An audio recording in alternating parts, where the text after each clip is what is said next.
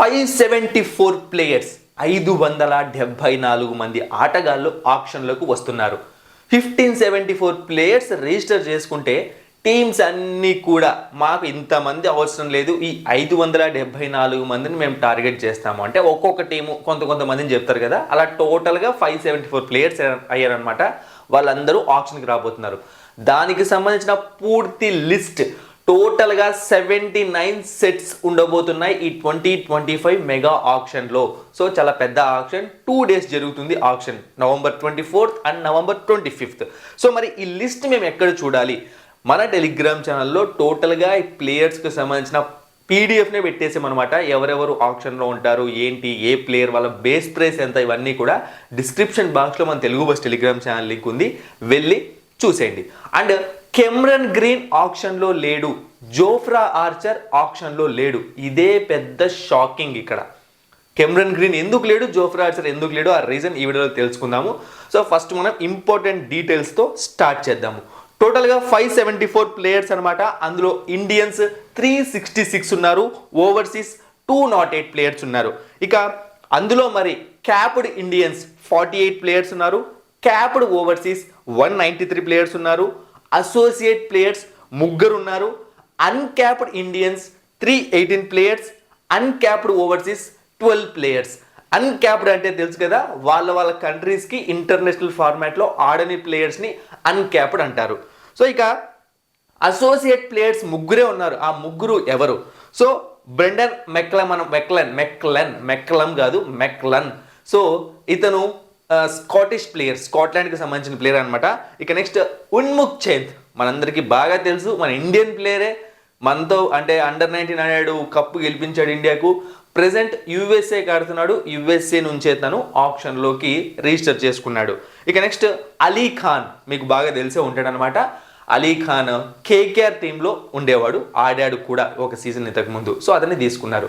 And ఇక్కడ మీకు తెలియాల్సిన ఇంకొక విషయం ఏంటి అంటే టోటల్గా 204 స్లాట్స్ అన్నవి ఫిల్ అవ్వాలి ఈ 2025 మెగా ఆప్షన్లో. అంటే మొత్తం అన్ని టీమ్స్ కలిపి 204 మంది ప్లేయర్స్ని వాళ్ళు రిక్రూట్ చేసుకోవాలి.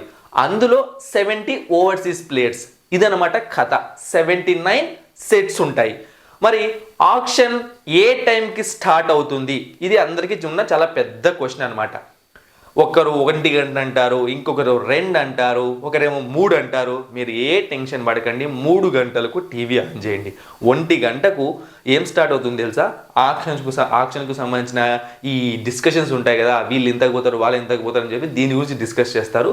మెయిన్ ఆక్షన్ మీకు 3కి స్టార్ట్ అవుతుంది. ఇక్కడ మళ్ళీ మీకు డౌట్ వస్తుంది, ఆ రోజు బార్డర్ గవాస్కర్ ట్రోఫీ ఉంది మాకు, ఆక్షన్తో క్లాష్ అయితే మేము ఎలా చూడాలి అని చెప్పి. అస్సలు టెన్షన్ పడకండి. మన ఇండియన్ టైమింగ్స్ ప్రకారం 2:50 బార్డర్ గవాస్కర్ ట్రోఫీ మ్యాచ్ అయిపోతుంది. 3 గంటలకు ఆప్షన్ స్టార్ట్ అవుతుంది. అట్లా సెట్ చేశారనమాట మన కోసమే, మనం ఎంజాయ్ చేయాలని చెప్పి. ఇది మరి ఎందుకు కెమ్రన్ గ్రీన్ అండ్ జోఫ్రా ఆర్చర్ లేరు? అయితే దీని తర్వాత చాలా ఇంపార్టెంట్ సెట్స్ అనమాట. ఒక 5 సెట్స్, నేను 5 సెట్స్లో ఎవరున్నారు, ఫస్ట్ 2 మార్కీ సెట్స్లో ఎవరున్నారు క్లియర్గా ఎక్స్ప్లెయిన్ చేస్తాను, అది కూడా వినండి. ఫస్ట్ చూసాము అంటే కెమ్రన్ గ్రీన్కి ఒక ఇంజురీ అయింది, అతను సర్జరీలో ఉన్నాడు అనమాట.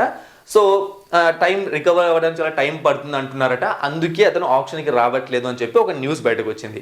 ఇక జోఫ్రా ఆర్చర్ని సెలెక్ట్ చేసుకోలేదు టీమ్స్, ఎవ్వరూ కూడా అతన్ని లిస్ట్ చేయలేదు. మాకు అవసరం లేదు అని చెప్పి అతని మీద ఇంట్రెస్ట్ చూపించిన 10 టీమ్స్ కూడా ఎవ్వరు కూడా అతని కోసం ముందుకు రాలేదు. ఇది చాలా పెద్ద షాకింగ్ అనమాట. జోఫ్రా ఆర్చర్ ఎలాంటి బౌలర్, ఇంజురీ కారణంగా మొత్తం అంతా కెరియర్ని నాశనం చేసుకున్నాడు. అంటే ఇంజురీ ఎవరు కావాలని చేసుకోరు, బట్ అయిపోయింది. అలాంటి బౌలర్ని ఇప్పుడు ఎవరు పట్టించుకోవట్లేదు. బట్ ఇది ఒక రకంగా ఎందుకో రాంగ్ డెసిషన్ ఏమో అనిపిస్తోంది. ఎంత ప్రాబ్లం ఉన్నా సరే అతను one of the best bowler, ఇప్పుడు ఇంప్రూవ్ అవుతున్నాడు. ఏమో ఐపీఎల్తో ఇంప్రూవ్ కావచ్చేమో, ఏదైనా టీంకి సూపర్గా పర్ఫామ్ చేయొచ్చేమో. సో జోఫ్రా ఆర్చర్ని అయితే ఎవరు కూడా సెలెక్ట్ చేసుకోలేదు, మాకు వద్దు అని చెప్పేసి. అందుకే అతను రిజిస్టర్ చేసుకున్నా సరే ఆప్షన్లోకి రాలేదు. ఇవి ఆప్షన్కి సంబంధించిన అన్ని డీటెయిల్స్. ఇక సెట్స్, ఫస్ట్ 2 మార్కీ సెట్స్ అంటే మీకు తెలుసు కదా, ఇంపార్టెంట్ ప్లేయర్స్. సో ఎలాగైతే ఆప్షన్లోకి వద్దు అని కొంతమంది చెప్తారో, టీమ్స్ అన్నీ ఖచ్చితంగా వీళ్ళని మేము ఎక్కువ టార్గెట్ చేస్తామంటే అన్ని టీమ్స్ ఇచ్చిన లిస్ట్లో వాళ్ళ పేర్లు ఎక్కువగా ఉంటాయి అనమాట. అంటే వీళ్ళని ఖచ్చితంగా టార్గెట్ చేస్తాము, ఇంపార్టెంట్ ప్లేయర్స్ లిస్ట్ అని చెప్పి ఒకటి ఇస్తారనమాట. అది కేవలం బీసీసీ దగ్గరికి మాత్రమే వెళ్తుంది. వాటన్నిటిని క్లబ్ చేసి 2 ఫస్ట్ మార్కీ ఉంటాయి అనమాట, వాటిని పెడతారు. తర్వాత ఇంక సెట్స్ అనేవి స్టార్ట్ అవుతాయి. ఈ మార్కీ సెట్స్లో fast bowling, batting, wicket keeper ఇలా సపరేట్ ఉండవు, అందరూ కలిసి ఉంటారు. సో చూసాము అంటే సెట్ 1లో జాస్ బట్లర్ ఉన్నాడు, తర్వాత శ్రేయస్ అయ్యర్ ఉన్నాడు, రిషబ్ పంత్ ఉన్నాడు, కగిసో రబాడా ఉన్నాడు, హర్షదీప్ సింగ్ ఉన్నాడు, మిచెల్ స్టార్క్. సో సెట్ 1లో ఉన్నారు అంటేనే వీళ్ళు ఇంకా ఎక్కువ హాట్ కేక్స్ అనమాట. సో మీరు చూసారంటే సెట్ 1లో కేఎల్ రాహుల్ లేడు, so KL Rahul in set 2లో ఉన్నాడు. అండ్ యుజ్వేంద్ర చాహల్ ఇప్పుడు సెట్ 2లోకి వచ్చాడు. సెట్ 2 చూసాము అంటే ఒకసారి Chahal, Liam Livingstone, David Miller, KL Rahul, Mohammed Shami, Siraj. Liam Livingstone set 2కి వచ్చాడంటే తన కోసం పోటీ గట్టిగానే ఉండబోతోంది టీమ్స్ పరంగా. ఇక సెట్ 3 నేను అన్ని సెట్స్ చెప్పట్లేదు, ఒక 5 సెట్స్ మాత్రమే ఇక్కడ చెప్తున్నాను. ఇంపార్టెంట్ ప్లేయర్స్, ఇంకా అన్ని సెట్స్లో ఇంపార్టెంట్ ప్లేయర్స్ ఉంటారు, బట్ స్టార్టింగ్ సెట్స్. ఇక సెట్ 3 ఇది మార్కీ కాదు, నార్మల్ సెట్. సెట్ 3 చూసాము అంటే Harry Brook, Devon Conway, Jake Fraser, Markram, Devdutt Padikkal, Rahul Tripathi, David Warner. So అందరి కోసం పోటీ పడే ప్లేయర్స్ ఉన్నారు ఇక్కడ.